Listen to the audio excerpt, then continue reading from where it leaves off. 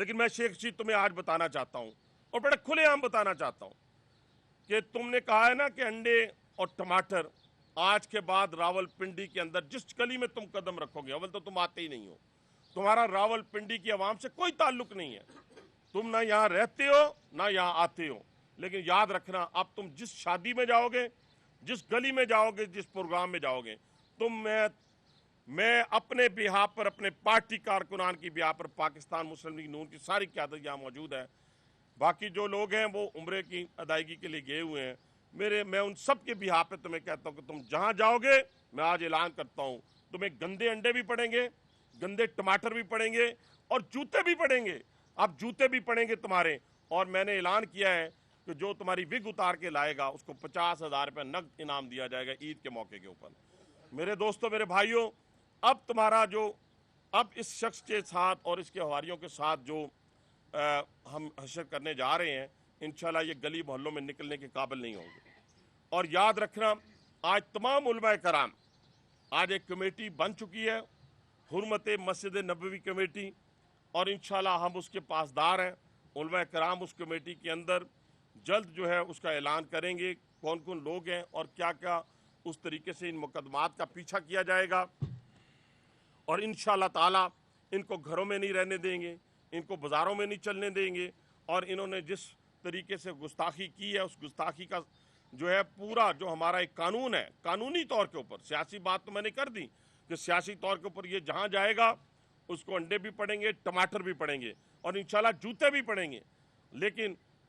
جو قانونی ہے گستاخی رسول کا جو جرم بنتا ہے وہ ان ایف آئی آرز میں موجود ہے۔ اس کے تحت عمران خان کے خلاف اور شیخ رشید کے خلاف اور اس کے بھتیجے کے خلاف، جو خود اس چیز کا اعتراف کر رہے ہیں مسجد نبوی کے اندر کھڑے ہو کر، اور وہ ظالم کیا کہہ رہا ہے کہ ہم نے لوگوں کو روضہ رسول پر آنے سے روک دیا ہے، تراویح پڑھنے سے روک دیا ہے، زیارت کرنے سے روک دیا ہے، اور یہ ہماری فتح ہے اور یہ عمران خان کی فتح ہے۔ آپ اندازہ لگائیں، استغفر اللہ، ہم سب لوگ وہاں پہ بڑے بھاری بھرکم پاؤں کے ساتھ جاتے ہیں، اور جب حضور کے روزے کے پاس جاتے ہیں تو سخت سے سخت دل جو ہے پگھل جاتا ہے، اور اس کے اندر سے آنسوؤں کی ایک پوری کی پوری لہر جو ہے وہ نکلتی ہے، جھڑ جاتے ہیں آنسو، ہماری ذات، ہمارے بچے، میں کہتا ہوں کہ اگر میری جان اگر قربان کبھی ہو، میرے بچوں کو اگر بھی قربان کرنا پڑے، اور یہ وہ کہہ رہا ہے جس نے عملاً چیزوں کو ثابت کیا ہوا ہے، تو میں نبی آخر الزمان صلی اللہ علیہ وسلم کی ذات پر قربان کرنے کے لیے تیار ہوں۔ اور یہ پوری ایک یہود و نصارہ کی سازش ہے جس کا اعلی کار عمران خان ہے۔ وہاں سے لندن سے جو لوگ آئے ان کے ایمان پر شک ہے،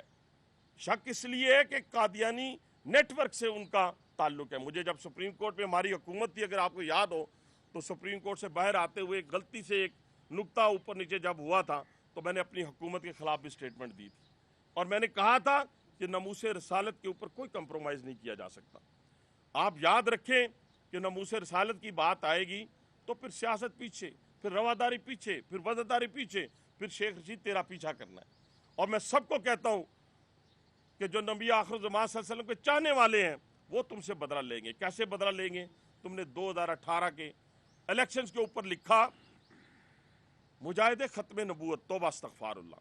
اور تم نے اپنی وزارت داخلہ کے دوران جو عاشقان رسول کے اوپر گولیاں برسائیں، اس کی ویڈیوز میرے پاس موجود ہیں، نکلنے والی ہیں، نکلیں گی،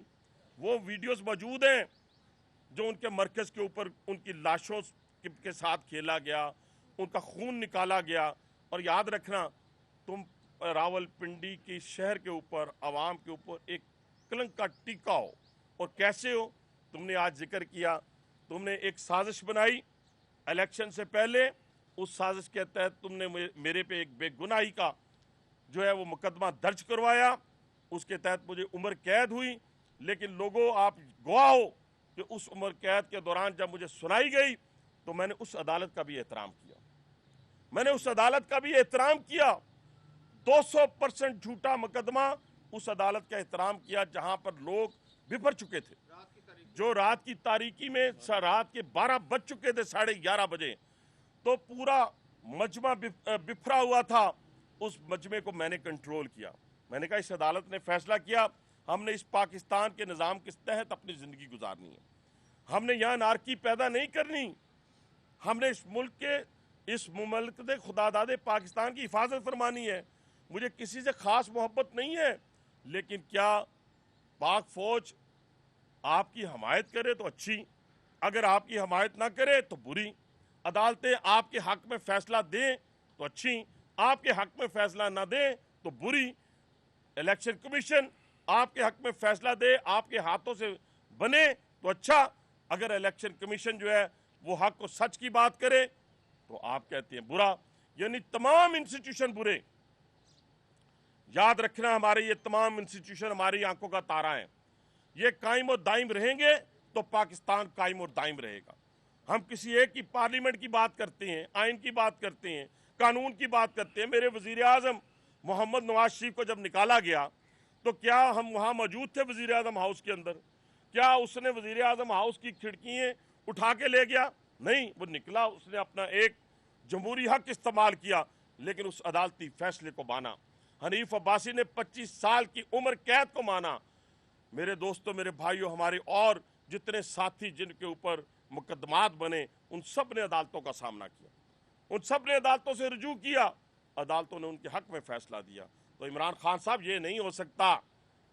कि आपकी पसंद की बात हो तो इंस्टीट्यूशन अच्छा ना हो तो आप उस